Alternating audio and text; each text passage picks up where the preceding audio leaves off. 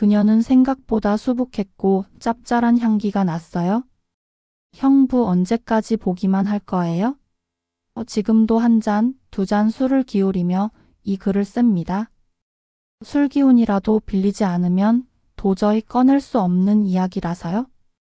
2020년 저는 평범한 가장이었습니다. 맞벌이인 아내를 사랑했고 남부럽지 않은 가정을 꾸려가고 있었죠. 그리고 그 평화로운 일상에 처제 지은이가 들어오면서 모든 것이 흔들리기 시작했습니다. 지은이는 막 대학을 졸업하고 취업 준비를 한다며 잠시 저희 집에서 지내게 됐습니다. 아내와 저는 지은이를 얹혀 사는 존재로 생각하지 않았습니다. 그냥 막내 동생이 잠시 놀러 온 것처럼 편하게 대해줬습니다. 사실 저는 아내보다 지은이와 집에 있는 시간이 훨씬 많았습니다. 아내가 퇴근하면 피곤해했지만 지은이는 항상 저를 형부 부르며 이것저것 물어보고 장난을 걸곤 했죠. 가끔은 제가 먼저 맥주 한 캔을 권하며 힘든 취업 준비에 대한 응원을 건네기도 했습니다. 그녀의 이런 모습은 시간이 갈수록 묘하게 변해갔습니다. 제가 좋아하는 커피를 몰래 사다 놓거나 피곤해하는 날이면 저만 알아볼 수 있게 미묘한 눈빛을 건네기도 했죠. 형부, 오늘 힘든 일은 없었어요? 같은 사소한 질문부터 나도 언젠가 형부 같은 사람 만나고 싶다 같은 묘한 말까지 서슴없이 했죠. 저는 그저 장난이겠거니 생각하며 웃어 넘겼지만 귀가할 때마다 나를 반겨주는 그녀가 싫지만은 않았습니다. 하지만 그녀는 점점 선을 넘어왔고 결국 일이 터지고 말았습니다. 그날도 그랬습니다. 아내가 야근이라 늦는다고 연락이 왔고 저는 혼자 캔맥주나 마시며 TV를 보고 있었습니다. 그때 샤워를 마친 지은이가 거실로 나왔습니다. 머리에서 물이 뚝뚝 떨어지는데 몸에는 샤워 가운 하나만 걸치고 있었습니다. 평소 같으면 옷 입고 다녀? 하고 장난스럽게 소리쳤을 텐데 왠지 모르게 입이 떨어지지 않았습니다. 지은이는 아무렇지 않게 제 맞은편 소파에 앉아 맥주캔을 따서 제게 건넸습니다.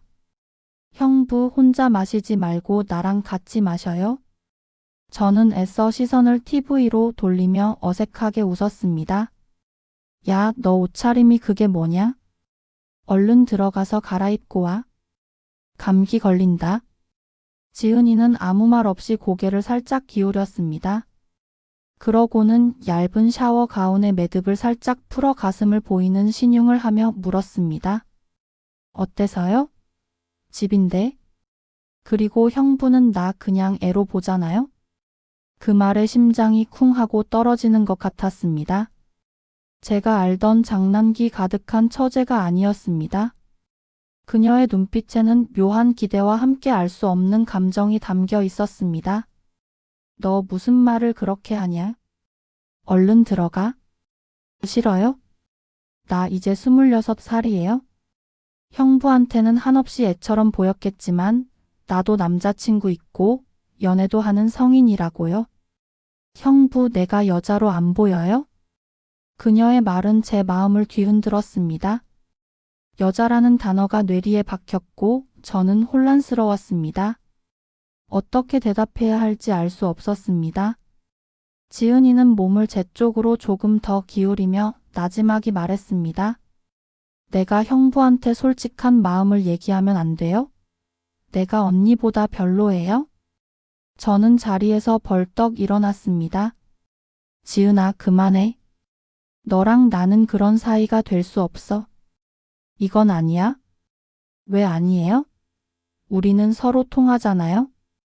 내가 이렇게 솔직하게 다가가는데 형부는 왜 자꾸 벽을 쳐요? 나도 여자라고요?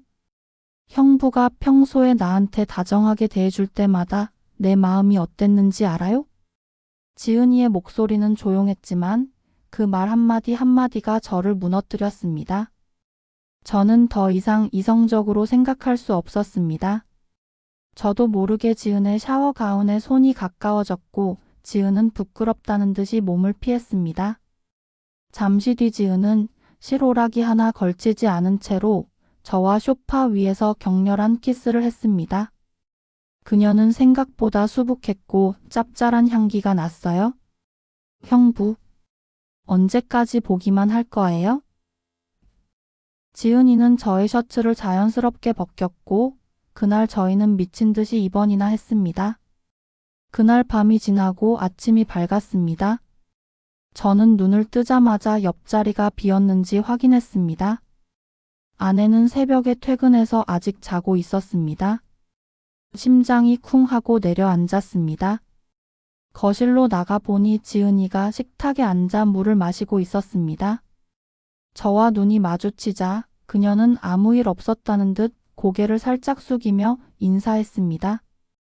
저는 어색하게 응하고 대답하며 주방으로 향했습니다. 어젯밤의 뜨거운 열기는 온데간데 없고 차가운 공기만 감도는 것 같았습니다.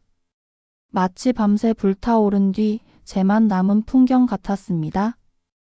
다음 날 아내가 일어나서 말했습니다. 여보, 어제 늦게 와서 미안해. 지은이가 잘 챙겨줬어? 그냥 맥주 한 잔 했어. 아내의 질문에 저는 식은땀을 흘리며 대답했습니다. 저와 지은이는 아내 앞에서 연기하듯 행동했습니다. 아내는 평소와 다름없이 저에게 다정했고 지은이에게도 살갑게 말을 걸었습니다. 그러나 아내가 잠시 화장실에 간 사이 지은이가 제게 쪽지를 건넸습니다. 작게 접힌 종이에는 오늘 저녁에 나랑 와인 마셔요 라고 적혀 있었습니다. 저는 그 쪽지를 구겨 주머니에 넣었고 지은이는 아무 일 없다는 듯 다시 핸드폰을 들여다봤습니다. 이렇게 저희의 이중생활은 시작되었습니다. 아내 앞에서는 다정한 부부이자 형부 마이너스 처제 관계였지만 아내가 없으면 저희는 그날 밤의 기억을 공유하는 비밀스러운 관계로 변했습니다. 지은이는 취업 준비를 가림막 삼아 제게 다가왔습니다. 형부, 이 회사 자소서 좀 봐주세요. 하고 말하면서 제 옆에 바짝 붙어 앉거나 머리가 아픈데 어깨 좀 주물러 주세요 라며 은근한 스킨십을 유도했습니다. 저는 갈등하면서도 그녀의 요청을 거절하지 못했습니다. 점점 더 이 상황에 깊이 빠져들면서 저는 스스로를 합리화하기 시작했습니다. 그래, 지은이가 먼저 시작한 거야? 이건 내 잘못만은 아니야? 아내가 모르면 아무도 다치지 않아? 그냥 이대로 잠시만 지나가자. 마음 한구석에서는 이건 정말 아니야? 당장 끝내야 해라는 양심의 소리가 들려왔지만 지은이와 함께하는 그 은밀한 시간이 주는 짜릿함과 충족감은 저를 멈추지 못하게 했습니다. 저는 이미 늪에 빠져 허우적대고 있었던 것입니다. 그 늪은 생각보다 더 깊었고 저는 어느새 아내 몰래 휴대폰을 습관적으로 확인하는 사람이 되어 있었습니다. 지은이에게서 연락이 오지는 않았을까? 아내가 보게 될 만한 메시지는 지웠는지 수시로 점검했습니다. 아내는 처음에는 눈치채지 못하는 듯 했습니다. 하지만 며칠이 지나자 그녀의 눈빛에서 미묘한 변화를 감지했습니다. 요즘 왜 이렇게 휴대폰만 봐? 나랑 있을 때도? 아내의 질문에 저는 당황하며 회사 일 때문이야? 라고 둘러댔습니다. 그리고 그녀가 없는 곳에서는 지은이와 더 은밀하게 행동했습니다. 지은이 또한 대담해졌습니다. 아내가 거실에 함께 있을 때도 지은이는 제게 묘한 눈빛을 보냈고 일부러 제 손등에 가볍게 스치듯 지나가기도 했습니다. 저는 그녀의 행동에 화들짝 놀라며 아내의 눈치를 살폈습니다. 다행히 아내는 눈치채지 못했지만 저의 심장은 격렬하게 요동쳤습니다. 그러던 어느 날 아내가 평소보다 훨씬 일찍 퇴근했습니다. 여보, 나 서류 놓고 온 게 있어서 잠시 들렀어. 그 순간 저는 등골이 오싹해졌습니다. 저는 소파에 앉아 지은이와 영화를 보던 중이었고 지은이는 제 어깨에 머리를 기대고 있었습니다. 아내가 현관문을 열고 들어오는 소리에 저는 화들짝 놀라 몸을 바로 세웠고 지은이도 흠칫하며 몸을 뗐습니다. 아내는 우리 둘을 번갈아 보며 미소를 지었습니다. 둘이 사이좋게 영화 보고 있었네. 지은아, 피곤했나 보다. 네, 조금요. 지은이는 어색하게 웃었고 저는 식은땀을 흘렸습니다. 아내는 아무것도 모르는 듯 다시 집을 나섰지만 제 귀에는 아내의 발소리 대신 심장이 쿵쾅거리는 소리만 들렸습니다. 위기가 지나간 후 지은이는 제게 속삭이듯 말했습니다. 형부, 우리 둘만 아는 비밀이 있어서 좋아요? 그렇죠? 그녀의 말에 저는 소름이 끼쳤습니다. 이제 그녀는 이 위험한 줄타기를 즐기고 있었습니다. 아내의 의심은 이미 시작되었고 지은이의 도발은 멈출 줄 몰랐습니다.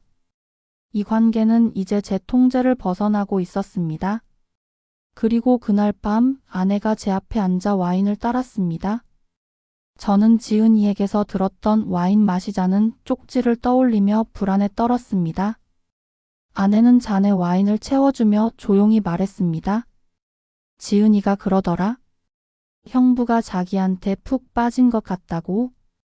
저는 심장이 멎는 것 같았습니다.